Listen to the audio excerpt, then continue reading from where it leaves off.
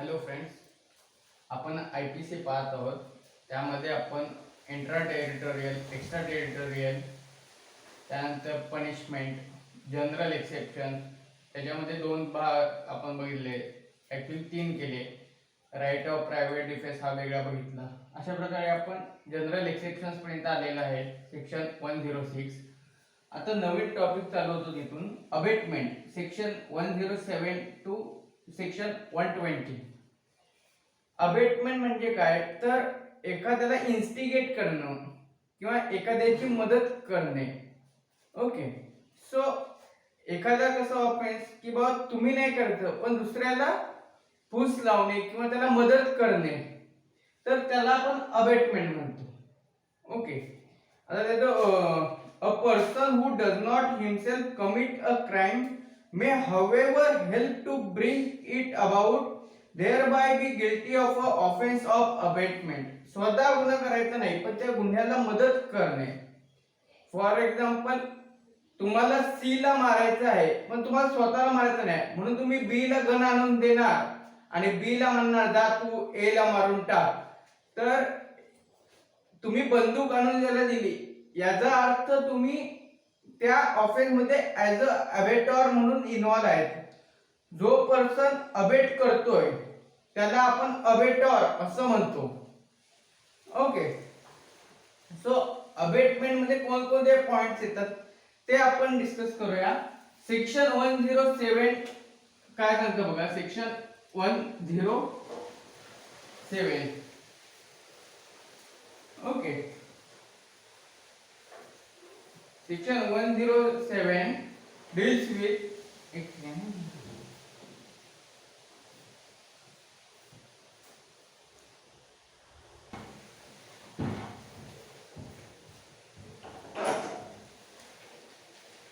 So section 107 काय आपण बघतोय. Section a person abets the doing of thing who instigate any person to do that thing. Okay, म्हणजे काय, पहिला point काय येतो, टू इन्स्टिगेट.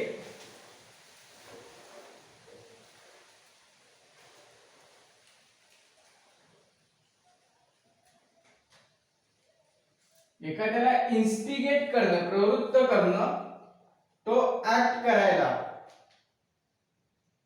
ओके, त्यानंतर सेकंड काय, एंगेजेस विथ वन और मोर पर्सन और person in any conspiracy of doing of thing if an act or illegal omission takes place in purpose or in pursuance of the conspiracy and in order to doing of that thing.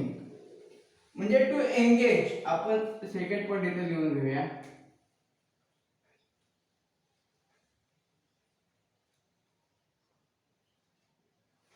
म्हणजे एका ग्रुपने समजा बँकेत दरोडा घालत आहात आणि त्यापैकी एक हा एखादा सदस्य आहे, तर तो देखील त्याचा पार्ट असल्यामुळे तो देखील अबेटमेंट म्हणून त्याचा ऑफेन्स म्हणजे तो एक सहकार्य आहे असं धरून त्याला टू एंगेज, त्या क्रिमिनल कॉन्स्पिरेसीचा तो एक भाग आहे म्हणून तो देखील अबेटमेंट मध्ये सहभागी होऊन त्याला देखील अबेटमेंटची जी काही पनिशमेंट असेल ती देणार.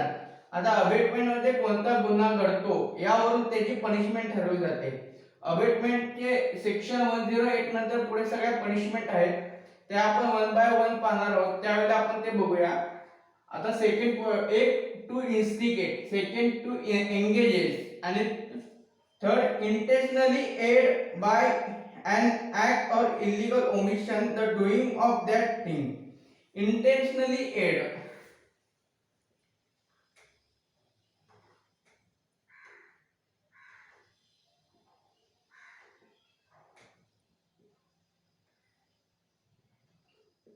तुमचं इंटेन्शनली म्हणजे एखादा क्रिमिनल ऍक्ट होत आहे आणि तुम्ही इंटेन्शनली मदत करत आहात त्याला काहीतरी.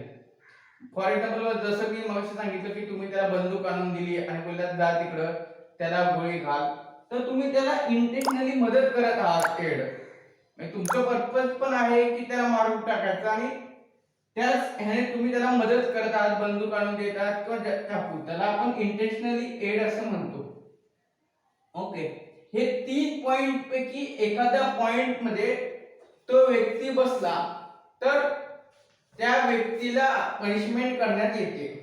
यातला एक जरी पॉइंट एखाद्या व्यक्तीने केला, इंटेन्शनली एड केलं, पण ह्या 2 पॉइंट नसतात तर त्याने इंटेन्शनली एड जर केलं तर त्याने अबेटमेंट केलं असं कन्सिडर करण्यात येतं.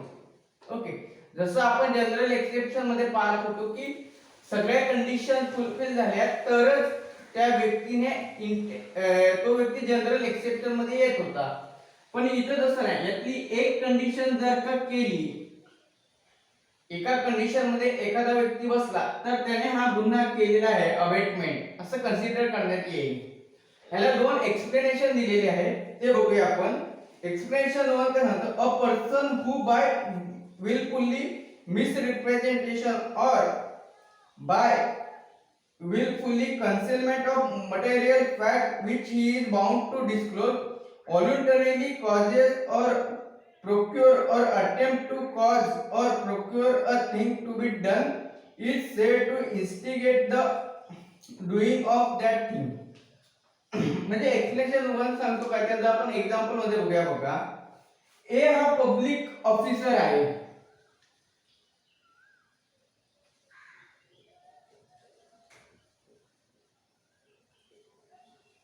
पब्लिक ऑफिसर आहे म्हणजे कोर्टाने, हा पोलीस आहे. इन शॉर्ट पब्लिक ऑफिसर म्हणून पोलीस धरा. ए हा पोलीस आहे. कोर्टाने ए ला सांगितलं बी अगेन्स्ट वॉरंट काढलंय. कोर्टाने बी ला पकडून आणा असं वॉरंट काढलंय. हा जो ए आहे तो बी ला बघण्यासाठी गावात गेला, बरोबर. बी ला ह्याने बी कोण आहे हे ए ला माहित नव्हतं. By warrant from court of juris to arrest Z. 2 minute example नुसार जाऊया. ए कोर्टाने काय केलं, ए हा पोलीस आहे, त्याला बी च्या झेड च्या अगेन्स्ट वॉरंट काढलं. झेड ला अरेस्ट करून आणा असं सांगितलं. मग पोलीस गेला झेड ला पकडायला त्या गावामध्ये. ओके, त्याला झेड कोण आहे हे माहित नाही. मग त्याने काय केलं, B knowing that fact and also that C is not Z. Okay, तर या गावामध्ये झेड ला पकडण्यासाठी ए गेला, बरोबर. या गावामध्ये बी हा एक माणूस असतो. ओके, या गावामध्ये बी हा एक माणूस असतो आणि अजून एक सी नावाचा एक व्यक्ती असतो, बरोबर. आता बी हा गावातलाच एक सदस्य आहे, गावात त्याची चांगली ओळख असते. तर बी ला माहित असतं की ही व्यक्ती झेड आहे आणि त्याला हे देखील माहित असतं की सी जो आहे तो वेगळा माणूस आहे आणि झेड म्हणजे तो दोन्ही व्यक्तींना ओळखत असतो, सी ला पण आणि झेड ला पण. पण काय असतं, झेड बी आणि सी चं भांडण असतं, बरोबर. बी आणि सी चं भांडण असतं म्हणजे बी ला सी ला अडकवायचं असतं कशात ना कशात तरी. तर काय होतं की त्यानंतर काय होतं बघा पुढे, willfully represent a that c is z. मग आता या उदाहरणामध्ये काय होतं की ए ला तर माहित नसतं झेड कोण आहे. ए जातो बी ला विचारतो की अरे हे वॉरंट काढले झेड चे अगेन्स्ट, तर मला झेड ला पकडायचं आहे, झेड कोण आहे सांग. म्हणजे मी त्याला वॉरंट काढले त्याच्या नावाने, त्याला घेऊन मी जातो. पण बी काय करतो, बी सांगतो हा जो सी आहे ना तो झेड आहे. कारण ह्या दोघांची भांडणं असतात ना, म्हणून तो ऑफिसरला खोटं सांगतो आणि त्याला काय बोलतो, हा बघा हा झेड आहे, ह्याला घेऊन जावा. आणि ह्याला तर माहित नसतं. मग पोलीस काय करतो, ह्याला घेऊन जातो. कुणाच्या सांगण्यावरून गेला, घेऊन बी च्या सांगण्यावरून घेऊन गेला, बरोबर. So here B abates by instigate to apprehension of C. So इथे B ने अबेटमेंट केलं. मग या 3 कंडिशन पैकी टू इन्स्टिगेट ही जी कंडिशन आहे ती B ने केली.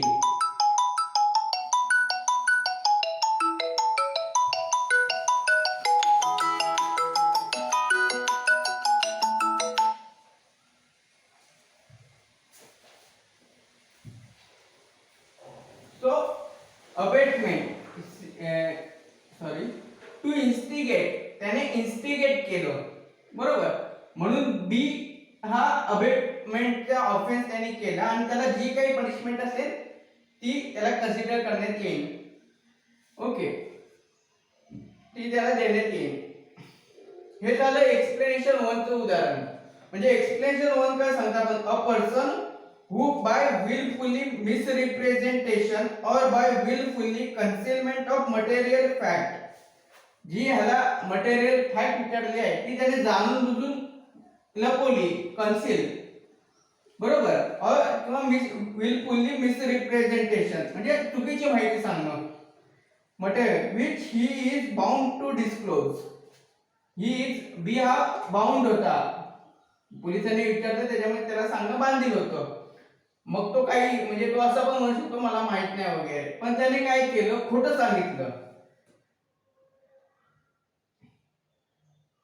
voluntarily causes to procure or attempt to causes or procure a thing to be done is said to instigate the doing of that thing. म्हणजे याला झेडला अडकवायचं होतं म्हणून त्याने अशा प्रकारे खोटा कट वगैरे रचला आणि सीला यामध्ये मुद्दाम अडकवलं. सो इथं त्याने टू इन्स्टिगेट हे जे इन्ग्रेडियंट्स आहे ते कंप्लीट केलं, त्याच्यामुळे बी ने अबेटमेंट केले असं कन्सिडर करून अबेटमेंट मध्ये जे काही शिक्षा आहे ती बी ला देण्यात येईल. आता ती शिक्षा किती आहे काय ते आपण पुढे डिस्कस करणार आहोत. सो हे झालं एक्सप्लेनेशन 1 चं उदाहरण. सेकंड काय आहे तर whoever either prior to or at the time of commission of an act does anything in order to facilitate the commission of an act and thereby facilitate the commission thereof is said to aid the doing of that act. Okay, intentionally aids म्हणजे काय याबद्दल हे explanation 2 दिलेलं आहे. ते general आहे, ते वाचलं की कळून येईल, त्याच्यात कसं हे नाहीये जास्त पॉइंट. सो या 3 मेन कंडिशन फुलफिल करणं गरजेचं आहे. यामध्ये केस झाली बघा Samiran Begum versus state of Assam.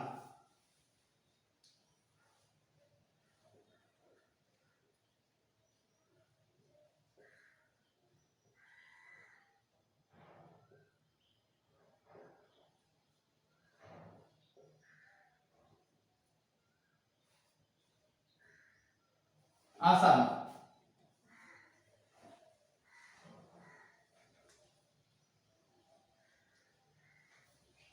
Okay, state of Assam या केस मध्ये काय सांगितलं, court held that ingredients of section 107 are not made out, so then accused is entitled to acquittal. समजा या 3 कंडिशन पैकी एखादी देखील कंडिशन एखाद्या ऑफेन्स मध्ये दिसली नाही. ओके, म्हणजे एखादा ऑफेन्स झाला आणि त्यामध्ये अबेटमेंटचा एक सेक्शन लागला आहे आणि अबेटमेंटच्या सेक्शन मध्ये हे जे 3 क्लॉज आहेत या 3 पैकी एखादा एक क्लॉज त्या केस मध्ये नसेल तर ज्याच्या विरुद्ध अबेटमेंट केले असं गुन्हा दाखल केलेला आहे तर तो सेक्शन काढून टाकण्यात येईल आणि त्याने अबेटमेंट केलेलं नाहीये असं कन्सिडर करण्यात येईल.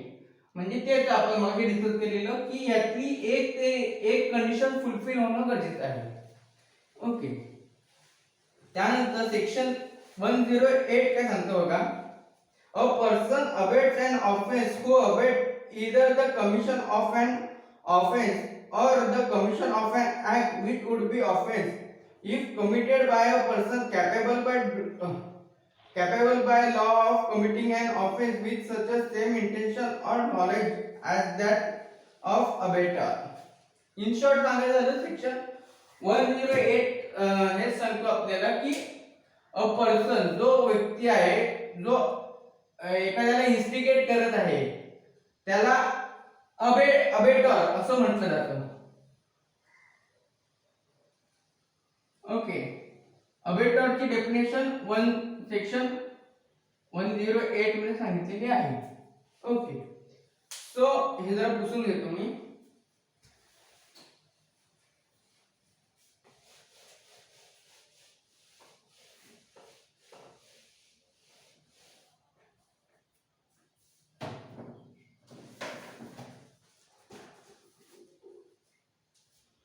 अबेटमेंटच्या टॉपिक मध्ये काही प्रिन्सिपल आहेत 3, ते काय ते आपण डिस्कस करूया. पहिलं प्रिन्सिपल काय सांगतं, act abetted need not be committed, abetment itself an offence.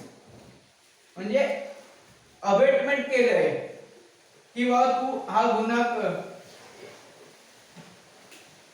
एक मिनिट आपण तो पॉइंट लिहूया आधी.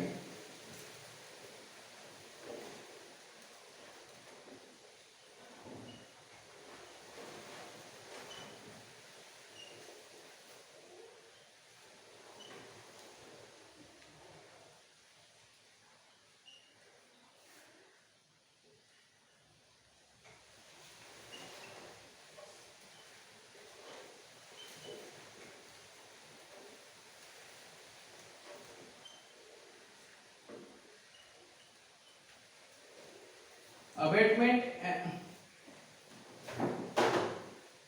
Act abetted need not be committed, abetment itself is an offence. म्हणजे काय, ए ने बी ला अबेट केलं आणि सी ला मारायला सांगितलं. ए ने बी ला सांगितलं जा तू सी ला मार, म्हणजे ए ने बी ला काय केलं, अबेटमेंट केलं. ओके, फूस लावली, अबेटमेंट केलं किंवा त्याला चाकू आणून दिला जा तू सी ला मार. ओके, हे झालं ए ने बी ला अबेटमेंट केलं. बी गेला त्याने सी ला मारलंच नाही. ओके, त्याने मारलंच नाही आणि निघून गेला तो, तर हा ऑफेन्स होणार नाही. जर त्याने सी ला मारलं असतं तर मर्डर झाला असता. तर मर्डर झाला असता का कुठला ऑफेन्स तो आपण पुढे डिस्कस करणार आहे. पण समजा जर त्याने ऑफेन्स केलाच नाही, तो निघून गेला, तर ह्याने अबेटमेंट केलंय हाच ऑफेन्स कन्सिडर करण्यात येईल. तो ऍक्ट जरी कमिट झाला नाही तरी देखील abetment itself is an offence. Okay, so abetment itself is an offence. जरी तो ऍक्ट कमिट झाला नाही तरी तुम्ही अबेटमेंट केलेला आहे म्हणून ए ला यामध्ये शिक्षा होणार, जरी सीचा खून झाला नाही तरी. Okay, so the second principle काय सांगतो बघा,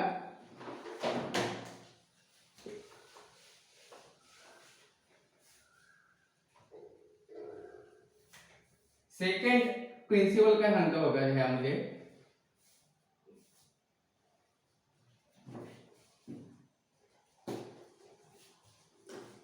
abatement being an offense, abatement of an abatement itself also an offense.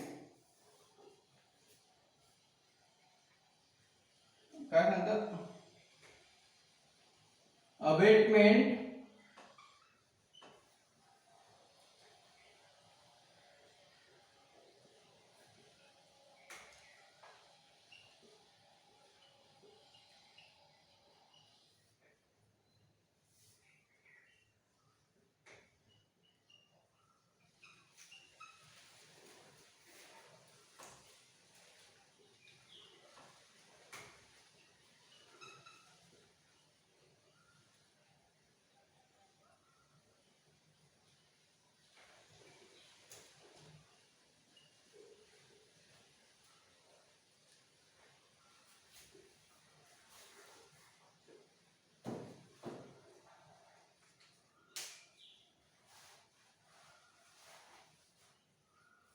Okay, abetment being an offence, abetment करणं हा गुन्हा आहे एवढं आपल्याला आतापर्यंत कळालं. Abetment of abetment is also an offence. म्हणजे काय, तर ए ने बी ला अबेटमेंट केलं तू जा आणि सी चा खून कर. ओके, एवढं कळलं.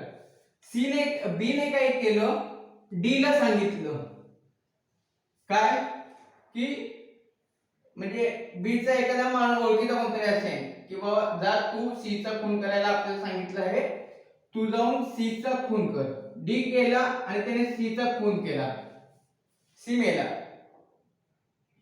सो इथे डी ने काय केलं, मर्डर केला. एवढं पक्क. ए ने काय केलं, अबेटमेंट केलं. मग बी ने यामध्ये काय केलं, तर बी ने देखील अबेटमेंट केलंय असं कन्सिडर होतं इथे. Abetment of abetment is also an offence. म्हणजे ए आणि बी या दोघांवर या दोघांनी काय केलं, अबेटमेंट. या दोघांनी काय केलं, अबेटमेंट. ए ने बी ला केलं, बी ने डी ला केलं आणि डी ने काय केलं, मर्डर सीचा. Okay, so abetment of abetment itself is an offense of abatement. इथं तुम्ही असं offense of abatement.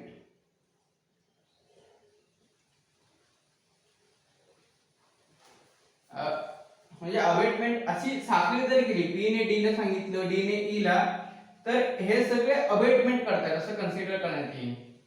ओके, हा झाला सेकंड पॉइंट. आणि लास्ट थर्ड एक प्रिन्सिपल आहे,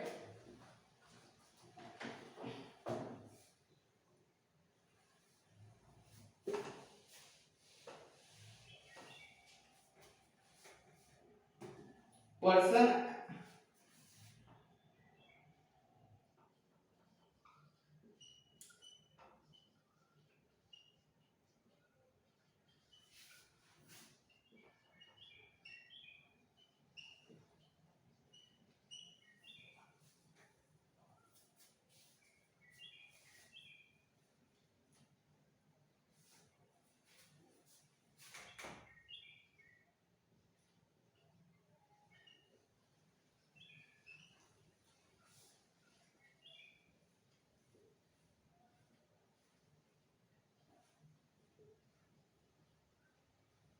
आता एखाद्या अशा पर्सनला सांगितलं, अबेटमेंट केलं की जाऊन तू त्याचा खून कर, तर person abetted need not be capable to commit an offence. तो जर का ऑफेन्स करू शकत नसेल तरी देखील अबेटमेंट केले हा गुन्हा होईल. फॉर एक्झाम्पल बी आहे, ए ने बी ला अबेटमेंट केलं की जा आणि सी चा खून कर. ओके, पण बी ला पॅरालिसिस आहे, तो काय उठून कुठे जाऊ शकत नाही. पण इथे अबेटमेंट तर केले ना, भले बी जाऊ शकत नाही किंवा काय काय तो पुढचा पाढा झाला, पण इथे अबेटमेंट तर झालंय ना. So person is not capable to commit an offence, तो वेगळा पाढा झाला, पण इथे अबेटमेंट झालंय असं कन्सिडर करण्यात येईल. ओके, हे तीन सिंपल प्रिन्सिपल आहेत यामध्ये अबेटमेंट मध्ये. आता आपण पनिशमेंट काय आहे ते आपण बघूया. मी एक इथं चार्ट काढतो आधी आणि मग आपण तो डिस्कस करूया. ओके, हे मी पुसून घेतो. ओके,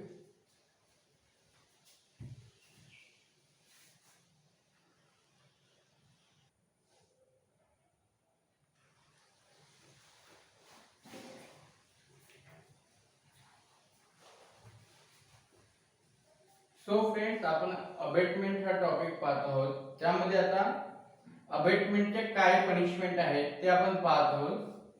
पहिली बघा, इफ ऍक्ट इज अबेटेड, एखादा ऍक्ट करण्यासाठी आपण मदत केली आहे किंवा प्रवृत्त केलं आहे आणि सेम ऍक्ट इज कमिटेड आणि तोच ऑफेन्स झाला, तर if no specific provision under IPC, abettor shall be liable for offence liable for punishment provided for offence.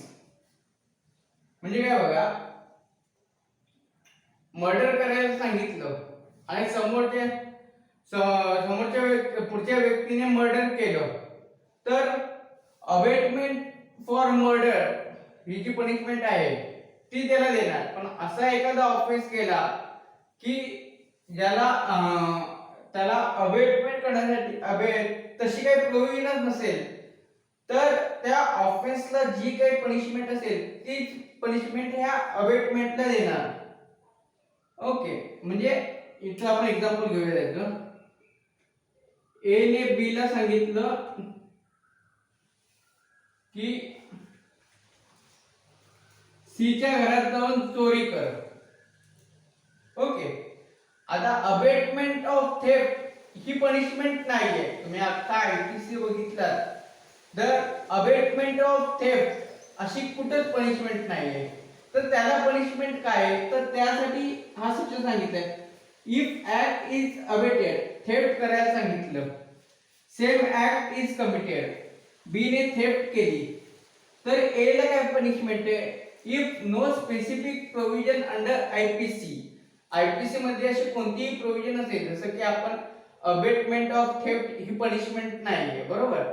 तर abettor shall liable for punishment provided for offence. तर यामध्ये abetment of theft झाले तर त्याला थेफ्टला 3 इयर्स पनिशमेंट आहे. तर abetment of थेफ्टला देखील 3 year punishment आहे.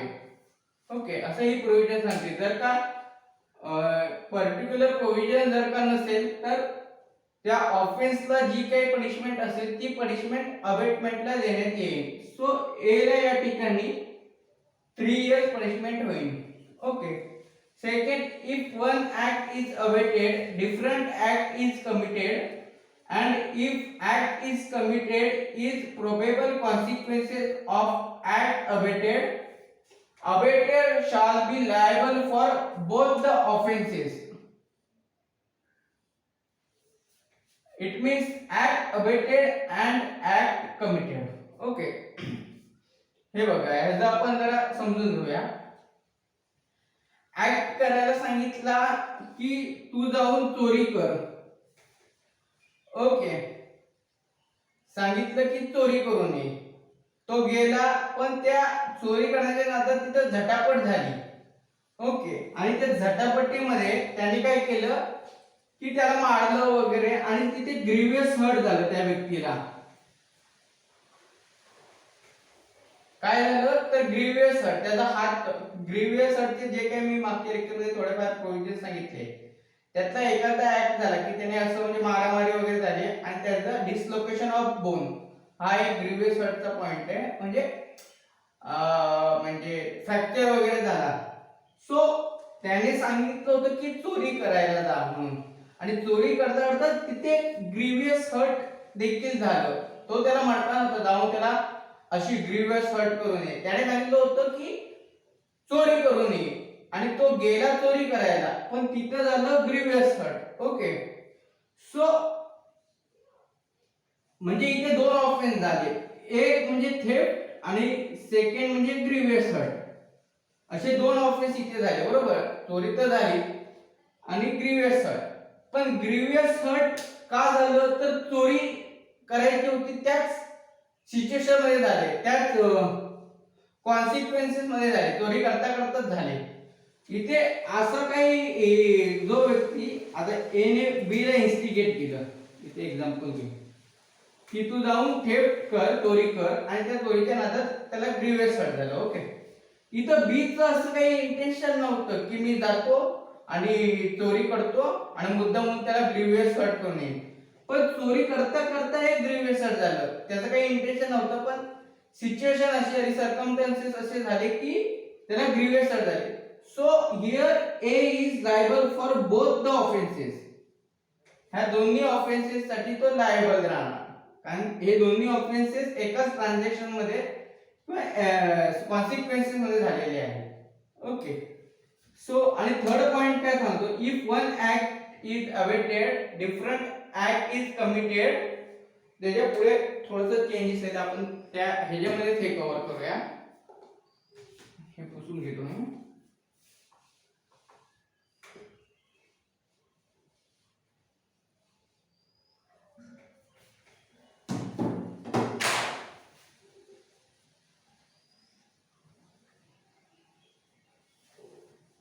With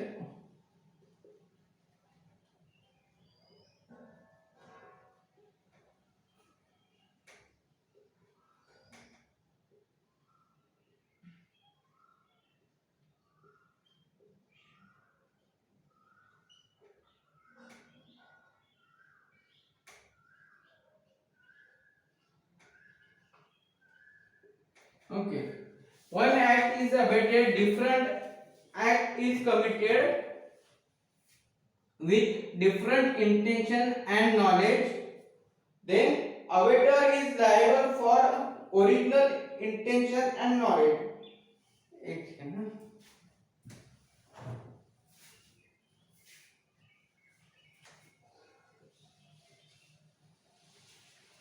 abater shall be liable for original intention and knowledge.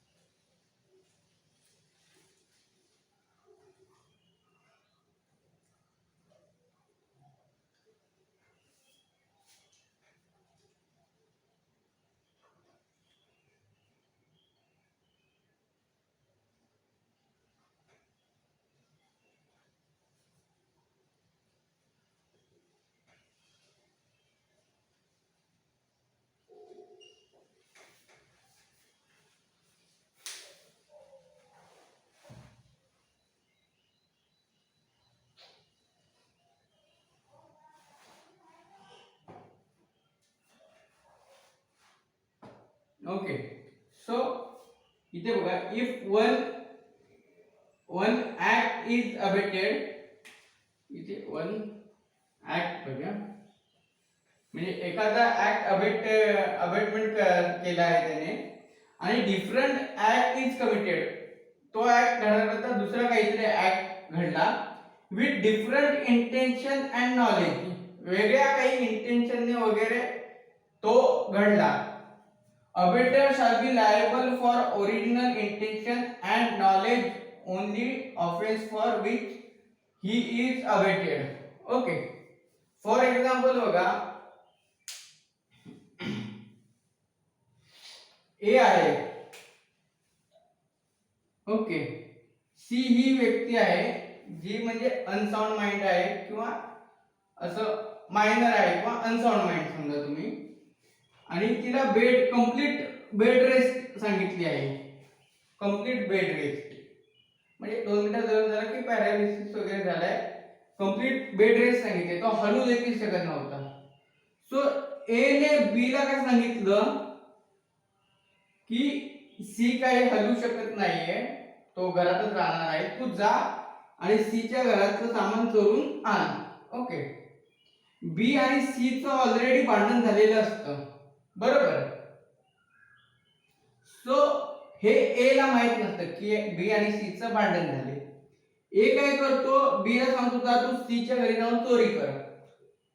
तो जातो, त्याला तो बघतो की सी बेडवर पडलाय आणि ह्या दोघांचं तर भांडण ऑलरेडी चालूच होतं. सी ऐकाच भेटलेला आहे, बसलेला आहे, तर बी काय करतो, सी चा मर्डर करतो, चाकूने मारतो किंवा काहीतरी आणि मर्डर करतो. इथे ए ने केवळ सांगितलेलं की तू जाऊन चोरी कर, आणि ह्याचा मर्डर करायचे म्हणजे चोरी करता करता हा जर एका रूम मध्ये आहे, बेड रेस्ट घेत आहे, तो काही हलू पण शकत नाही, काय तर बी हा गपचूप जाऊन चोरी करून येऊ शकत होता, काहीच नाही. पण बी ने काय आलं, बी च्या मनामध्ये डिफरंट इंटेन्शन आलं, वेगळं इंटेन्शन नॉलेज आलं की आलो तर याचा मर्डर कोण येईल उगाचच. सो बी ने जर का सी चं मर्डर केला तर हा डिफरंट इंटेन्शन, त्याच्या वेगळ्या इंटेन्शनने आणि नॉलेजने झाला, आणि त्या एका ट्रान्झॅक्शन मध्ये होण्याचं देखील काही शक्यता नाही, कारण हे जे ट्रान्झॅक्शन होतं, जे ह्याने चोरी करायला सांगितलंय ते सिंपल होतं. बी गेला असता, चोरी केली असती, आला असता, त्याला अडवायला वगैरे सी काही येऊ शकत नव्हता. सो हा एक सिंपल ऍक्ट होता, त्याच्यामध्ये असं काही सी ला मारायची वगैरे काहीच शक्यता नव्हती, 100% शक्यता नव्हती. फक्त म्हणजे अशी काही सिच्युएशन आली नव्हती की त्यामध्ये सीचा मर्डर करायला पाहिजे होता किंवा मारायला पाहिजे होता सीला.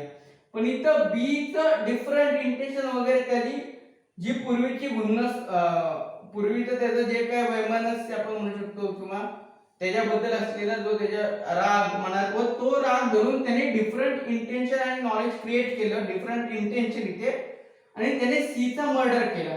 सो हा कंप्लीट वेगळा ऍक्ट झाला या ऍक्ट पासून. ओके. हा झाला मर्डर, आणि ह्याने सांगितलेलं चोरी करून यायला, थेफ्ट.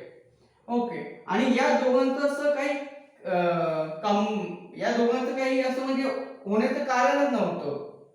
इथे चोरी करायला सांगितली आहे, एखादा माणूस बेड रेस्ट आहे, तर गुपचूप जाऊन चोरी करून येऊ शकत होता. इथे मर्डर करायची कुठेच 100% काही एक कारण नव्हतं, पण त्याने त्याच्या डिफरंट इंटेन्शन आणि नॉलेज मध्ये त्याने हा मर्डर केलाय. सो इथे ए हा फक्त थेफ्ट साठी लायबल आहे. Abetter shall be liable for original intention and knowledge only, offense for which he is abated. ज्या कामासाठी त्याने अबेटमेंट केलेलं आहे तेवढ्याच ऑफेन्ससाठी तो लायबल राहील. थेफ्ट साठी केले म्हणजे तो त्याला पनिशमेंट ही अबेटमेंट फॉर थेफ्ट एवढीच होणार, अबेटमेंट फॉर मर्डर नाही लागणार. ओके. कारण हा डिफरंट ऍक्ट कमिट झाले with different intention and knowledge. So here A is liable for only abatement of theft. Okay. हा झाला एक थर्ड पॉइंट. पहिला पॉइंट बघितला, if act is committed, same act is committed, then if act is abetted, same act commit झाला तर जर का एखादी स्पेसिफिक प्रोव्हिजन नसेल तशी अबेटमेंट फॉर दॅट ऑफेन्स वगैरे, तर जी पनिशमेंट देण्यात आलेली आहे तीच पनिशमेंट होणार, त्याला देण्यात येईल. म्हणजे थेफ्ट केलं तर 3 इयर्स, मग तिकडे त्याला पण 3 इयर्सच होणार. If one act is abetted and different act is committed in same transaction, okay, म्हणजे तो ऍक्ट होताच तो ऍक्ट घडून आला तर त्याला दोन्ही पनिशमेंट होणार, याने अबेटमेंट केले त्याने. पण different act with different intention and knowledge मध्ये झाला तर अबेटमेंटला फक्त त्याने जो अबेटमेंट केलेला आहे त्याच्यासाठीच तो लायबल असेल. जो वेगळा ऍक्ट घडलेला आहे कम्प्लिटली त्यासाठी तो लायबल नसणार. ओके, आता हे जरा मी पुसून घेतो. नेक्स्ट पॉइंट आहे ते मी लिहून घेतो आणि मग ते आपण डिस्कस करूया. ओके, एक second.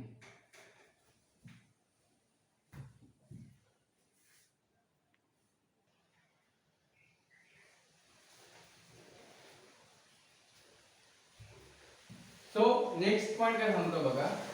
Abetment of an offence punishable with death sentence or imprisonment for life. असा एक एखादा ऑफेन्स अबेटमेंट केला की ज्याची शिक्षा, ज्याची पनिशमेंट काय आहे, death sentence or imprisonment for life. Okay, आता डेथ सेंटेन्स मर्डरला आहे किंवा इम्प्रिझनमेंट फॉर लाईफ रेप वगैरे असे बरेचसे ऑफेन्स आहेत. ते आपण त्या ऑफेन्सच्या वेळेला डिस्कस करणार आहोत. ग्रीवियस हर्टला देखील आहे पनिशमेंट. सो असं एखादा ऑफेन्स करायला अबेटमेंट केलं की ज्याची शिक्षा ही डेथ सेंटेन्स आहे किंवा लाईफ इम्प्रिझनमेंट आहे, तर जो व्यक्ती असं काही ऑफेन्स करायला अबेटमेंट करत आहे तर त्या व्यक्तीला किती शिक्षा आहे, तर इफ ऍक्ट इज कमिटेड, म्हणजे मर्डर करायला सांगितलं. आता मर्डरची पनिशमेंट आहे डेथ सेंटेन्स. ओके, तर मर्डर करायला सांगितला आणि एखाद्याने मर्डर केला तर त्याने अबेटमेंट केलेली आहे तर त्याला 14 इयर इम्प्रिझन, 14 वर्ष त्याला शिक्षा असणार अबेटमेंटला, जर ऍक्ट कमिट झाला, मर्डर केला. पण जर मर्डर केला नाही, if act is not committed, मग 7 वर्ष, 7 इयर इम्प्रिझनमेंट. मर्डर केला तर 14 वर्ष अबेटमेंट वाला शिक्षा. पण जर का कमिटच केला नाही, जे आपण एक सेक्शन प्रिन्सिपल बघितलं, act is abetted need not be committed, abetment itself is an offence. हे सुरुवातीला आपण प्रिन्सिपल बघितलं. सो ऍक्ट अबेटमेंट केलाय, ऍक्ट अबेटेड केलेला आहे त्याने, त्याची पनिशमेंट आहे लाईफ इम्प्रिझनमेंट. सो पण तो ऍक्ट कमिट झाला नाही, केला गेला नाही, तर अबेटमेंट केलं म्हणून त्याला 7 वर्ष शिक्षा असणार. ओके, त्यानंतर याच्या पुढचा एक पॉइंट येतो तो म्हणजे concealment of an offence. Concealment of design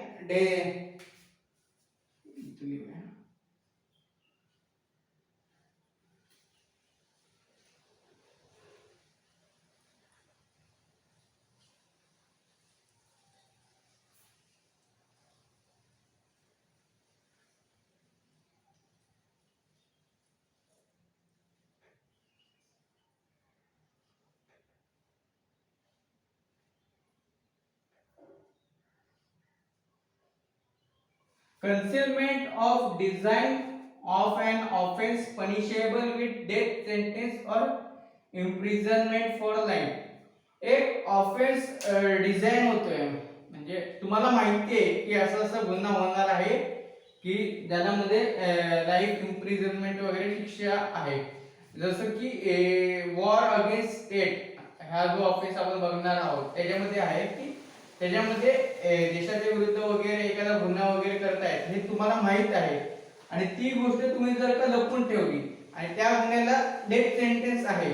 okay, so ती जर का तुम्ही लपवून ठेवली आणि तो ऍक्ट जर का कमिट झाला आणि तर त्याला 7 इयर इम्प्रिझनमेंट आहे, तुम्ही ती गोष्ट लपवून ठेवल्याबद्दल. ओके, आणि जर का तो ऍक्ट कमिट झाला नाही, जर तो ऍक्ट झाला नाही पण तुम्ही ती गोष्ट लपवून ठेवली त्याबद्दल तुम्हाला 3 वर्ष शिक्षा असणार आहे. ओके, सो एक सेकंड.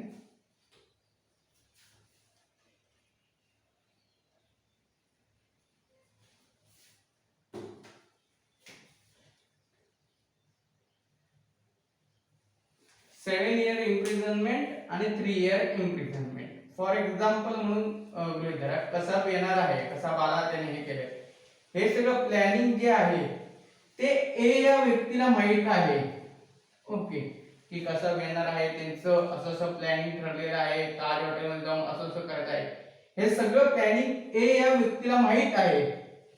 पण त्याने काय केलं, हे पोलिसांना किंवा इतर ऑथॉरिटीजना सांगण्यापेक्षा त्याने हे लपवून ठेवलं स्वतःकडे आणि तो ऍक्ट कमिट झाला पुढे. तर त्याला हा ऑफिसची ही इन्फॉर्मेशन माहिती लपवून ठेवल्याबद्दल ए ला 7 इयर इम्प्रिझनमेंट होणार. पण हा ऍक्ट कमिट झाला नाही आणि नंतर गुप्तचर माहितीनुसार असं कळालं की हा ऍक्ट असं होणार होता आणि त्यामध्ये ए ने ही माहिती लपवून ठेवली असं जर का कळून आलं तर त्याला 3 इयर इम्प्रिझनमेंट होणार ए ला. ओके, हा एक पार्ट झाला. आता ह्याच्या पुढचा एक ऑफेन्स आहे तो म्हणजे concealment of abatement of an offense punishable with other than death sentence or life imprisonment. इथेच आपण घेऊया.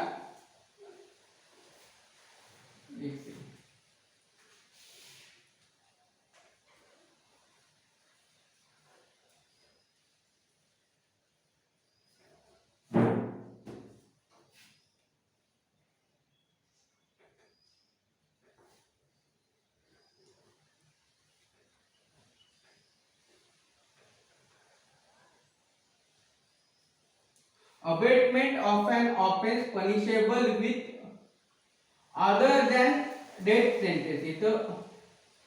इथे मी हे करतो जरा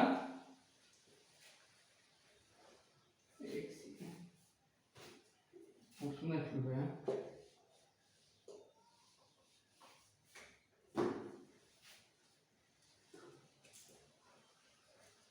other than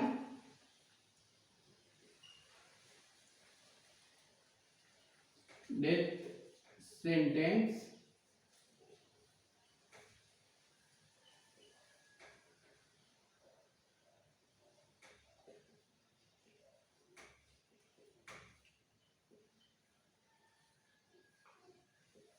आपण हे बघितलं की समजा असं काही शिक्षा दिली की ज्याला डेथ सेंटेन्स, असं काही ऑफेन्स करायला अबेटमेंट केली की ज्या ऑफेन्सला डेथ सेंटेन्स पनिशमेंट आहे किंवा असा ऑफेन्स घडला तर त्याला डेथ सेंटेन्स आहे. जसं की मर्डर झाला की त्याला डेथ सेंटेन्स आणि अबेटमेंट केलं त्याला, तर मर्डर केला तर त्याला 14 वर्ष आपण बघितलं. पण असं काही एखादा ऑफेन्स करायला अबेटमेंट केली की ज्याला शिक्षा ही लाईफ इम्प्रिझनमेंट आणि डेथ सेंटेन्स नाहीये. फॉर एक्झाम्पल थेफ्ट करायला इन्स्टिगेट केलं त्याला किंवा काही असं की डेथ सेंटेन्स सोडून इतर कोणताही ऑफेन्स करायला त्याला प्रवृत्त केलं, ज्याची शिक्षा ही डेथ सेंटेन्स आणि लाईफ इम्प्रिझनमेंट नाहीये, तर असा ऍक्ट कमिट झाला तर किती पनिशमेंट आणि असा ऍक्ट कमिट झाला नाही तर किती पनिशमेंट. तर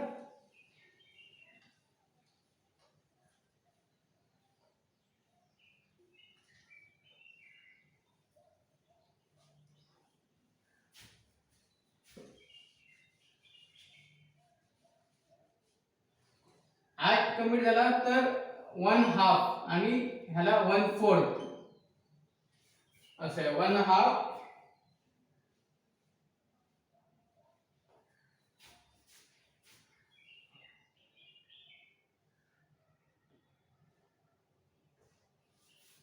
म्हणजे जी काही शिक्षा असेल त्याची अर्धी शिक्षा दिली जाते आणि 1/4 म्हणजे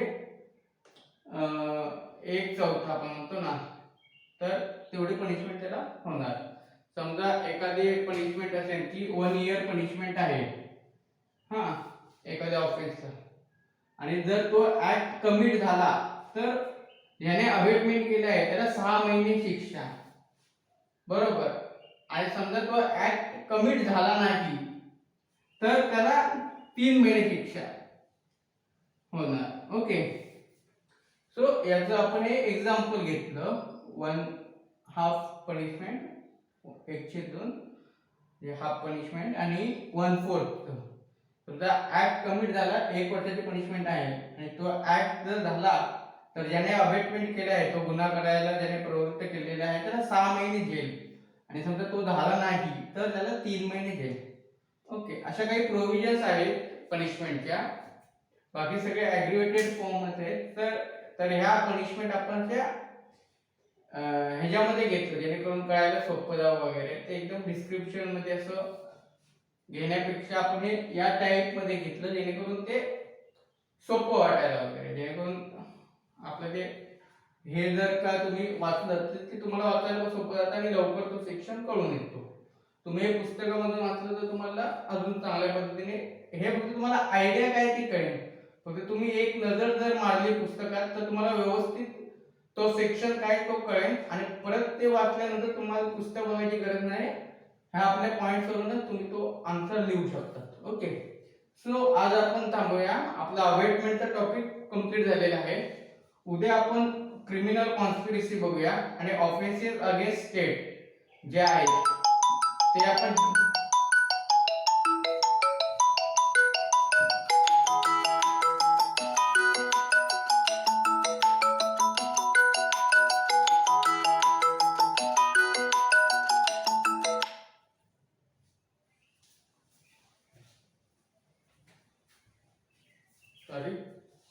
आज आपण अबेटमेंट बघितलं. काल आपलं जनरल एक्सेप्शन कव्हर झालंय. आता आपलं अबेटमेंट हा पूर्ण कव्हर झालाय टॉपिक. उद्या आपण क्रिमिनल कॉन्स्पिरसी बघणार आहोत. त्यानंतर ऑफेन्सेस अगेन्स्ट स्टेट पाहणार आहोत, ज्यामध्ये येतात की ज्यामध्ये येतो ऑफेन्स अनलॉफुल असेंब्ली, रायट आणि ॲफ्रे, हे 3 ऑफेन्स त्यामध्ये येतात. त्यामध्ये आपण बघणार आहोत रायट आणि अनलॉफुल असेंब्ली यांच्यामध्ये डिफरन्स काय आहे, अनलॉफुल असेंब्ली आणि ॲफ्रे मध्ये काय डिफरन्स आहे, रायट आणि ॲफ्रे यांच्यामध्ये काय डिफरन्स आहे, हे देखील आपण डिस्कस करणार आहोत. सो तो टॉपिक आपला उद्या एक कव्हर होऊन जाईल. आज आपण इथे थांबूया. Remaining aspect we will discuss tomorrow. Thank you.